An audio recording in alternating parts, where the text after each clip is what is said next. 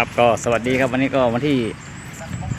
13ตุลาครับวันครบรอบวันครบของร.9นะครับนะผู้เล่นก็จะประมาณนี้ครับพื้นก็เป็นน้ำอยู่ครับ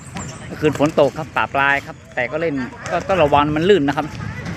นี่ครับผู้เล่นก็วันนี้ก็ประมาณนี้ครับเนาะ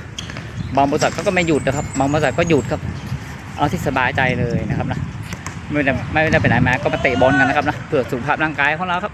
ได้ทั้งมิตรภาพทั้งเพื่อนทั้งอะไรอีกหลายอย่างครับนะนี่ครับได้เอนเตอร์เทนด้วยนะครับนะไม่เหมือนกับวัยรุ่นสมัยนี้ครับแค่มองหน้ากันคุณก็ตีฆ่ากันแล้วนะครับนะมันเป็นพฤติกรรมที่ป่าเถื่อนนะครับพูดภาษาชาวบ้านแบบนี้เลยนะครับนะนี่ครับอนาคตของชาติและเป็นแบบนี้มันไม่เจริญนะครับนะเจริญลงนะครับนะนี่ครับวันนี้มันเปลี่ยนไปตาม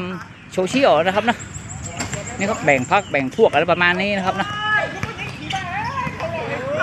นี่ครับฝากคลิปนี้นะนี่ครับโอเคนะครับประมาณนี้ครับหวานเจี๊ยบ